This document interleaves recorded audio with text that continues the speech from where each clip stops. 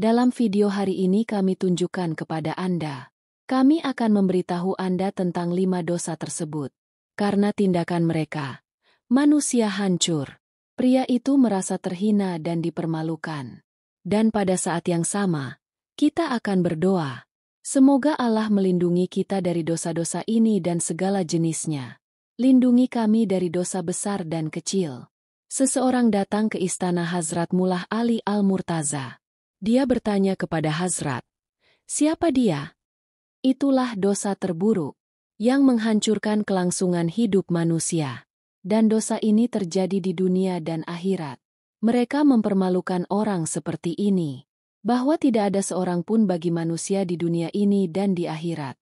Tidak ada pembantu yang tersisa. Mendengar hal ini, Sayyidina Ali Al-Murtaza, singa Allah, yang maha pengasih lagi maha penyayang, berkata, bahwa Rasulullah, Hazrat Muhammad Mustafa, Shallallahu Alaihi Wasallam, bersabda, bahwa ada 5 dosa seperti itu. Bahwa siapapun yang melakukannya akan dihukum di dunia dan akhirat. Orang itu hancur. Dengan berbuat demikian, orang itu tidak akan pernah bisa tenang. 5 kali lebih berbahaya.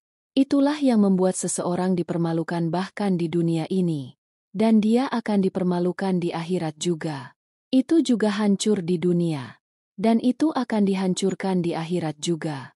Orang yang melakukan 5 dosa tetap gelisah bahkan di dunia ini. Dan ada kegelisahan di akhirat juga. Itu tidak nyaman. Bahkan prosesi pemakamannya dipenuhi dengan kedamaian. Kesulitannya makin parah. Inilah 5 dosa yang sangat berbahaya. Hazrat Ali berkata, "Jika kamu mau, semoga rahmat khusus Allah senantiasa menyertai Anda. Semoga Anda selalu berada di bawah naungan rahmat dan kasih karunia Allah. Jika Anda menginginkan kelimpahan rezeki, semoga kesuksesan mencium kaki Anda. Semoga kebahagiaan mencium kakimu. Jadi, demi Tuhan, jauhilah 5 dosa ini. Jangan pernah melakukan dosa berbahaya ini." Ditanyakan, "Hazrat, apa saja 5 dosa itu?" Demikianlah kata Hazrat Ali. Dosa pertama adalah memakan bunga. Inilah dosa pertama, yang disebut bunga konsumsi. Orang yang melakukan riba akan dipermalukan bahkan di dunia. Dan dia pun dipermalukan di akhirat. Ada aib di dunia juga. Di akhirat pun ada kehinaan. Kehancuran dan kehancuran di dunia juga. Dan di akhirat juga akan hancur. Seorang rentenir tidak pernah dihormati. Dia tidak pernah tidur dengan tenang. Orang yang suka riba yang membuat orang lain tegang. Dia sendiri selalu tegang. Setiap jam, setiap saat. Segala macam masalah mengelilinginya. Segala macam masalah mengelilinginya. Telah dikatakan bahwa pada hari kiamat nanti akan bangkit para rentenir seperti ini. Bahwa wajah mereka akan rusak. Manusia pemakan riba akan dibesarkan dalam bentuk babi dan anjing. Allahu Akbar dan bahkan berkata, siapapun yang telah memakan secuil bunga, jadi karena 1 gigitan makanan itu, dia akan menerima hukuman yang setara dengan berzina dengan ibunya sebanyak 36 kali. Mohon ampun kepada Allah. Betapa besarnya dosa ini. Itu kalau ada yang makan walau hanya 1 gigitan. Atas tuduhan riba, ia dipidana dengan zina 36 kali. Dan itu juga dengan ibunya. Seorang rentenir jatuh dari tangga dan mendarat dengan wajah tertelungkup. Baru saja jatuh ke tanah dan mati.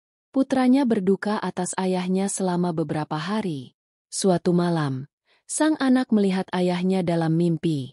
Saya bertanya setelah melihatnya, "Apa yang terjadi padamu, Ayah?" Kata ayah rentenir itu, "Jangan tanya, Nak. Jatuh dari tangga. Pergi ke neraka sebelum pergi ke bumi." Inilah akhir dari rentenir. Bahkan Sayyidina Syekh Hazrat Syekh Sa'adi, semoga Allah merahmatinya, berkata, bahwa saya membeli rumah baru. Sedang mencari rumah. Sementara itu seorang rentenir datang kepadaku. Dia menyuruhku membeli rumah ini. Ini rumah yang sangat mahal. Tidak ada cacat pada rumah ini. Ini rumah yang sangat bagus. Dan aku akan menjadi tetanggamu. Saya tinggal di lingkungan yang sama. Aku akan menjadi tetanggamu. Aku akan menjadi tetanggamu. Demikianlah kata Hazrat Sheikh Sa'adi. Itu katanya, dasar bodoh, bahwa tidak ada cacatnya. Saya melihat semua kekurangannya. Dia bertanya, wahai Hazrat, bagaimana itu? Jadi Anda mengatakan ini adalah kelemahan terbesarnya. Bahwa kamu akan menjadi tetanggaku. Inilah kelemahan terbesarnya. Bahwa seorang rentenir akan menjadi tetangga saya. Dan mana ada tetangga seperti Anda. Mereka bahkan mendapatkan rumah itu secara gratis. Tetap saja itu adalah perdagangan yang merugi. Masih mahal. Demi Allah, kamu menginginkan kehormatan di dunia dan akhirat. Jika Anda menginginkan status di dunia dan akhirat, Anda ingin berdiri di hadapan Allah Subhanahu wa Ta'ala. Semoga Anda bahagia di akhirat. Anda menginginkan kelimpahan rezeki dari Allah. Jika kamu mau, semoga kesuksesan mencium kaki Anda. Jika Anda ingin kesejahteraan cium kaki Anda, jadi jangan pernah makan bunga. Jangan sekali-kali terlibat dalam bisnis riba. Karena dikatakan tentang rentenir bahwa pada hari kiamat dia akan dibangkitkan dalam bentuk seekor anjing dan seekor babi. Dan itu pun dikatakan. Itulah yang terjadi pada hari kiamat, ketika para rentenir ingin keluar dari kuburnya. Jadi mereka tidak akan bisa keluar. Mereka akan merasakan hal itu. Seolah-olah mereka telah dirugikan. Dan mereka terjebak dalam masalah. Dan ketika mereka keluar dari kuburan mereka, jadi perut mereka pasti membesar. Mereka pasti sudah tumbuh besar. Bahwa berjalan pun akan menjadi suatu perjuangan. Semua ini akan terjadi karena riba. Diminta. Dia bertanya, apakah dosa yang kedua? Dosa kedua adalah memfitnah wanita saleh. Untuk memfitnah seorang wanita yang saleh dan saleh, jangan memfitnah seorang wanita. Jangan memfitnah putri siapapun. Sebelum putri Anda dituduh, bertobatlah akan hal ini. Allah Subhanahu wa Ta'ala berfirman, siapapun yang memfitnah wanita, siapa yang memfitnah wanita yang berbudi luhur, padahal dia baik, berbudi luhur, saleh, dan taat beragama. Anda orang yang berdoa dan berpuasa. Anda baik. Siapa yang memfitnah wanita baik, dia menjadi hina dan tercela di dunia dan akhirat. Jika Anda tidak bisa menikahi putri seseorang, jadi jangan lakukan itu. Tapi jangan pula katakan itu, bahwa ada cacat begini dan begitu di dalamnya. Jangan salahkan dia. Ayah tua yang memikul karung di punggungnya. Dia bekerja keras siang dan malam. Dia bekerja lembur siang dan malam. Dia membuat putrinya awet muda dengan membebani punggung putrinya dengan karung-karung. Mengajar dan menulis hari ini ketika putrinya masih kecil. Jadi masyarakat sekitar, pemuda sekitar, tidak menerima putri lelaki malang ini. Dia menuduhnya dan menolaknya. Saya menolak menikah dengannya. Dan hanya karena alasan ini, bahwa ayahnya tidak punya uang untuk mas kawin. Dikatakan, jika kamu mau, semoga Anda dihormati dan mendapat tempat di dunia dan akhirat. Semoga Anda menemukan kebahagiaan. Karena itu, janganlah kamu memfitnah wanita yang saleh. Karena orang yang memfitnah, Allah Subhanahu wa Ta'ala telah menghukumnya dengan 80 kali cambukan di dunia. Dia akan dicambuk sebanyak 80 kali. Dan kesaksiannya tidak akan pernah diterima seumur hidupnya. Inilah hukumannya di dunia ini. Jadi Allahu Akbar. Apa hukumannya di akhirat? Semoga Allah melindungi kita dari hal ini. Itu adalah dosa terbesar ketiga. Terutama untuk mencuri milik seseorang. Mencuri harta anak yatim. Letakkan tangan belas kasihan di atas kepala anak yatim. Letakkan tangan belas kasihan di atas kepala anak yatim. Letakkan tangan belas kasih MU di atas kepala anak-anak yatim. Karena ketika Anda meninggal, jadi adakah yang dapat meletakkan tangan belas kasihan di kepala anak-anak Anda? Allah Subhanahu wa Ta'ala berfirman, orang-orang yang memakan harta anak yatim, jadi mereka tidak makan. Tetapi api itu berarti mereka mengisi perutnya dengan api neraka. Dan hal itu telah disebutkan dalam hadits suci, bahwa pada hari kiamat akan diumumkan siapa saja yang termasuk orang miskin. Di dunia, Ini disebut kemiskinan. Siapa yang tidak punya rumah? Siapa yang tidak punya pakaian untuk dipakai? Siapa yang tidak punya makanan untuk dimakan? Tetapi pada hari kiamat, siapapun akan bangkrut. Dia akan dipisahkan dari semua hal ini. Dia akan menjadi miskin. Barang siapa yang memakan harta orang lain secara tidak adil. Barang siapa yang telah menganiaya seseorang. Barang siapa telah berbuat salah kepada seseorang. Barang siapa yang memfitnah seseorang. Jadi pada hari pengadilan, ketika hamba itu datang, meskipun dia orang yang rajin berdoa, meskipun dia berpuasa dan meskipun dia seorang haji, dia membayar zakat dan bersedekah. Anda sedang melaksanakan sholat, tapi meski begitu, dia akan bangkrut, dan begitulah dia akan datang. Dia akan mendatangkan pahala sholat, puasa, haji, dan zakat untuk segala hal. Namun pada hari pembalasan, semua kebaikan itu akan dilupakan. Orang-orang ini akan diberikan. Orang-orang yang dia aniaya di dunia. Mereka yang dianiaya dan dianiaya secara tidak adil. Mereka yang hartanya dicuri dan mereka yang difitnah. Allahu Akbar. Alangkah besarnya hukuman ini. Bahwa seorang hamba sekalipun terikat dengan kewajibannya, namun ia pun terikat dengan sholat sunatnya. Tetapi jika dia memakan harta anak yatim, maka semua perbuatan baiknya akan sia-sia. Dan itu tidak akan ada gunanya baginya. Dan itu telah dikatakan. Dosa keempat adalah menyekutukan Allah dengan sesuatu pun. Ini adalah dosa besar. Dosa besar. Semoga Allah Subhanahu wa Ta'ala mengabulkannya. Maka ampunilah dosa-dosa seorang hamba yang menghendaki. Tidak peduli seberapa berdosanya dirimu. Sekalipun dosanya seperti buih di lautan. Betapa banyaknya ciptaan Allah Subhanahu wa Ta'ala di dunia dan di langit. Saya setara dengan mereka semua.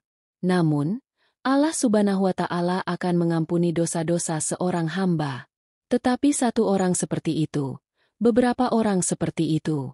Siapakah yang dosanya tidak diampuni Allah? Dan inilah orang-orangnya. Orang-orang yang menyekutukan Allah. Karena itu adalah dosa besar. Ini adalah dosa yang sangat besar. Yang tidak akan diampuni oleh Allah Subhanahu wa Ta'ala. Inilah hukuman bagi mereka yang mengingkari Tuhannya.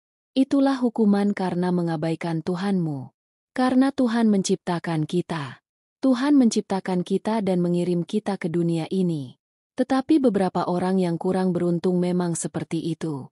Meskipun melihat tanda-tanda kekuasaan Allah, meskipun melihat bulan dan matahari, sesuatu untuk dilihat siang dan malam, kami memuja hal-hal seperti itu. Mereka yang tidak punya kehidupan dan tidak bisa mengurus diri sendiri, marilah kita sembah mereka. Jika mereka tidak bisa mengurus diri sendiri, lalu pikirkan bagaimana mereka akan merawat Anda. Oleh karena itu, politeisme adalah dosa besar, bahwa Allah Subhanahu wa Ta'ala akan mengampuni setiap orang yang berbuat dosa. Namun dia tidak akan mengampuni hambanya ini. Barang siapa yang mempersekutukan sesuatu dengan Allah, yang Maha Kuasa.